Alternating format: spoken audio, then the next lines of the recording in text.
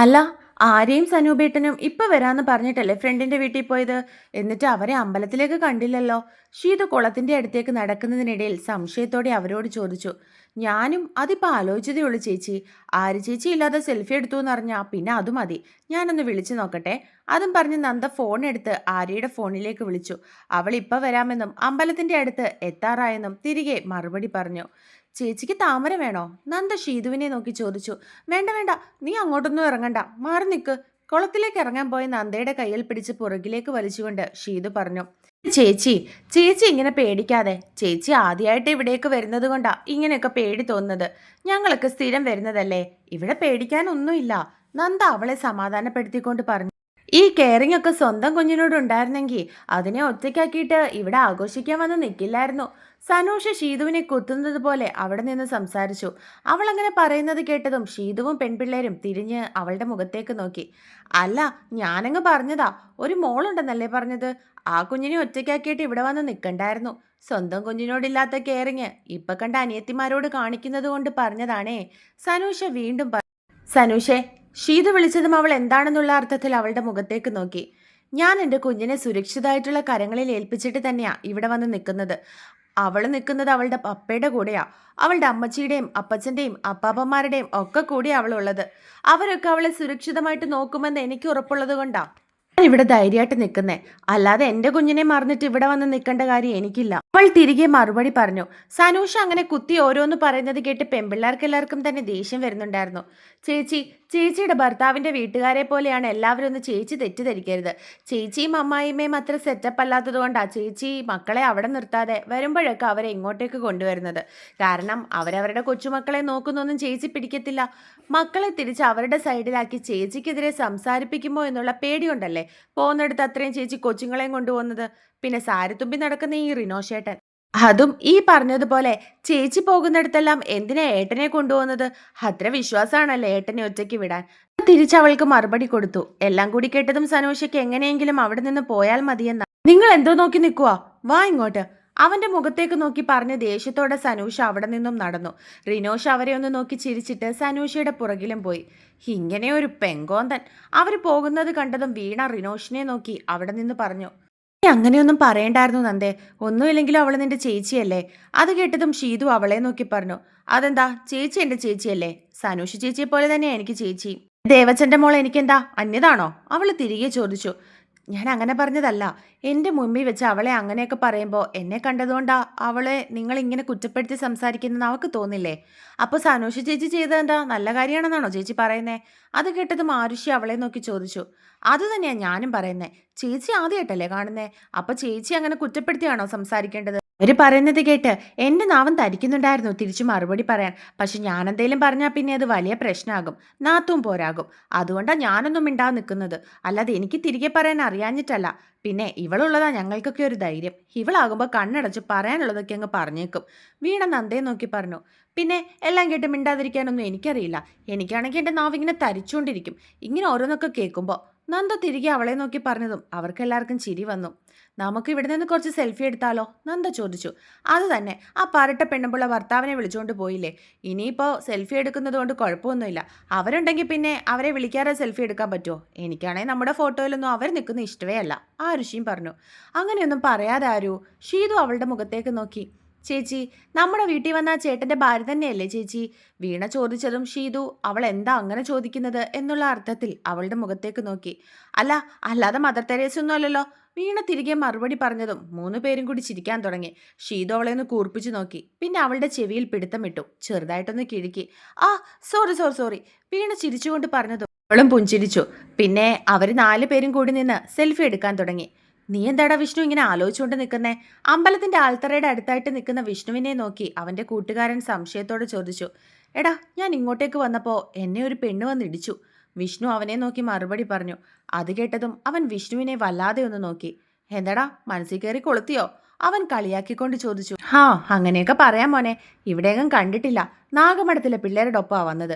അപ്പം അവിടുത്തെ സ്വന്തക്കാരിൽ ആരെങ്കിലും ആയിരിക്കും. എനിക്കാണെങ്കിൽ ആ പെണ്ണിനെ കണ്ടപ്പോൾ മുതൽ വല്ലാത്തൊരു കൊതി തോന്നുക.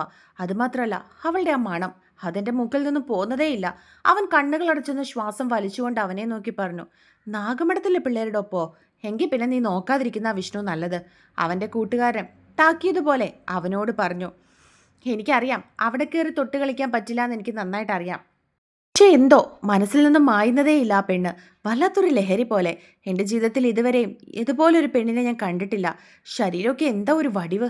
അവൻ എന്തോ ആലോചിച്ചുകൊണ്ട് തൻ്റെ നെഞ്ചു തടവി പറഞ്ഞു. നീ അതങ്ങ് വിട്ടേക്ക് വിഷ്ണു. വേണ്ടാത്ത വള്ളിയൊന്നും പിടിക്കാൻ പോണ്ട. നാഗമ്പടം ആയതുകൊണ്ടാ പേടിക്കേണ്ടത്. അവിടെ തൊട്ട് കളിച്ചാ പിന്നെ നിനക്ക് നിയമത്തിന്റെ മുൻപിൽ നിന്ന് മൂരി വരാൻ പോലും കഴിയില്ല. അപ്പോൾ ആരും അറിയാതെ കൊന്നു കളയാൻ പോലും അവരാരും മടിക്കില്ല. അവൻ്റെ കൂട്ടുകാരൻ അവനെ നോക്കി പറഞ്ഞു. എനിക്കറിയാടാ, പക്ഷെ ആ പെണ്ണിന്റെ രുചിയൊന്നും അറിഞ്ഞിട്ട് ചത്താലും എനിക്ക് വേണ്ടിയില്ല. അവൻ എന്തോ ആലോചിച്ചതുപോലെ പറഞ്ഞതും അവന്റെ കൂട്ടുകാരൻ അവന്റെ മുഖത്തേക്ക് നോക്കി. നോക്കാം.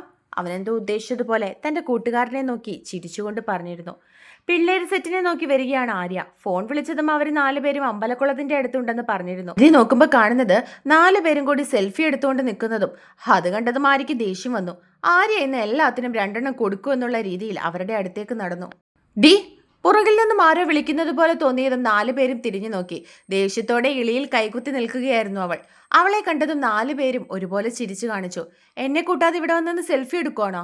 ഹോ, അത്രയ്ക്കേ ഉള്ളൂ ഞാനും നിങ്ങളും തമ്മിലുള്ള ബന്ധം. ഞാൻ വിളിച്ച് പറഞ്ഞതല്ലേ ഞാൻ വന്നിട്ട് സെൽഫി എടുക്കാൻ പാടുള്ളൂ എന്ന്. അവൾ പരിഭവത്തോടെ അവരെ നോക്കി പറഞ്ഞു. അതിനിപ്പോ എന്താ, നിന്നെ കൂടി നിർത്തി സെൽഫി എടുത്താ പോരെ? അത് കേട്ടതും ആരു സംശയത്തോടെ അവളോട് ചോദിച്ചു. പോരാ, ഞാനില്ലാതെ നീയൊന്ന് സെൽഫി എടുക്കണ്ട. ഇപ്പം എടുത്ത സെൽഫി ഒന്ന് സ്റ്റാറ്റസിൽ ഞാൻ കാണരുത്. ഞാനുള്ളത് മാത്രം ഇട്ടാൽ മതി. ആര്യ പറഞ്ഞുകൊണ്ട് അവരുടെ നടുവിലായിട്ട് കയറി നിന്നു. പിന്നെ 5 പേരും കൂടി പല പോസിൽ നിന്ന് സെൽഫി എടുക്കാനായിട്ട് തുടങ്ങി. സെൽഫി എടുത്തു കഴിഞ്ഞതും അവർ തിരികെ അമ്പലത്തിന്റെ മുറ്റത്തേക്ക് പോവുകയായിരുന്നു. ചിരിച്ചും കളിച്ചും തമാശയൊക്കെ പറഞ്ഞും പെൺപിള്ളേരെ 5 പേരും കൂടിയാണ് നടക്കുന്നത്. എടി പൊട്ടിത്തെറി!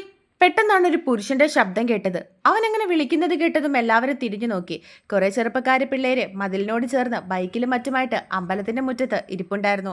അതിലൊരു വെള്ളമുണ്ടും ബ്രൗൺ കളർ ഷർട്ടും ഇട്ട് നെറ്റിയിൽ ചന്ദനക്കുറിയൊക്കെ ഇട്ട പയ്യനാണ് അങ്ങനെ വിളിച്ചത്.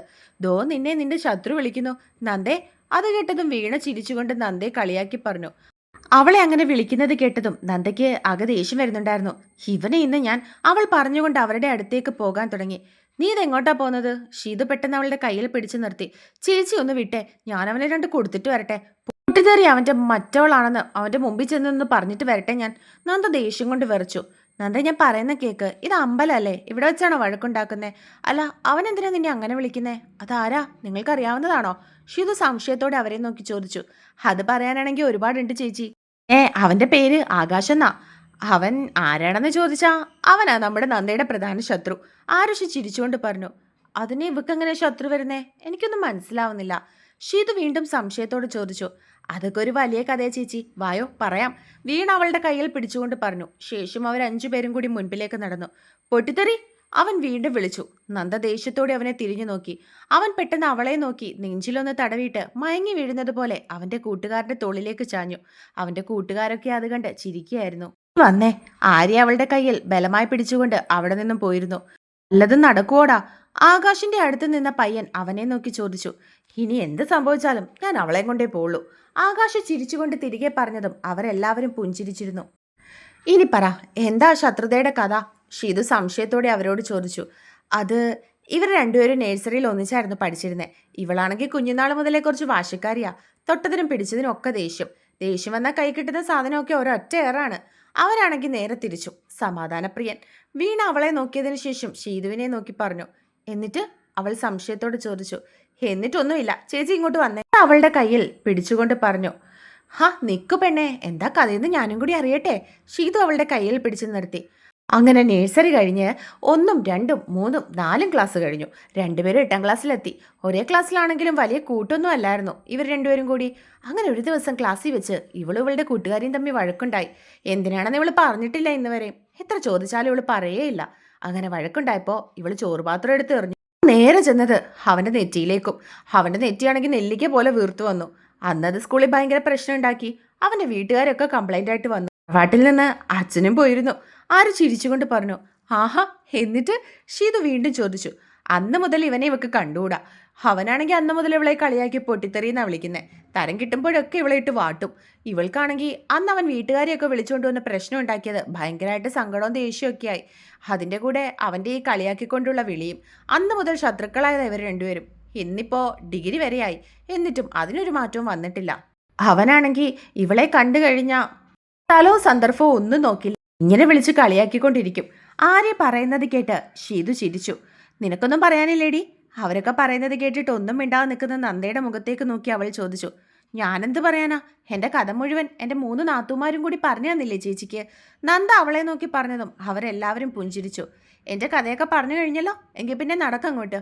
അവൾ പറഞ്ഞുകൊണ്ട് ഷീതുവിൻ്റെ കയ്യും പിടിച്ച് മുൻപിലേക്ക് നടന്നു. എന്നാൽ അവരറിയാതെ അവരിലേക്ക് നീളുന്ന ആ കണ്ണുകളെ അവരാരും ശ്രദ്ധിച്ചിരുന്നില്ല. വിഷ്ണു, ഇങ്ങനെ നോക്കാതെടാ. അവൻ്റെ അടുത്ത് നിൽക്കുന്നവൻ അവനെ നോക്കി പറഞ്ഞു. എൻ്റെ മനസ്സിൽ നിന്നും മാഞ്ഞു പോകുന്നില്ല. ഒരു തവണയെങ്കിലും ഒന്ന് കൈ കിട്ടിയിരുന്നെങ്കിൽ. നീ അവളെപ്പറ്റി കൂടുതൽ അന്വേഷിച്ചോ? വിഷ്ണു സംശയത്തോടെ അവനോട് ചോദിച്ചു. ഇല്ല, ഇന്ന് വൈകിട്ടിന് മുമ്പ് എല്ലാ ഡീറ്റെയിൽസും നമുക്ക് അറിയാൻ കഴിയും. അവൻ പറഞ്ഞതും വിഷ്ണു കുടിലതയോടെ ചിരിച്ചു.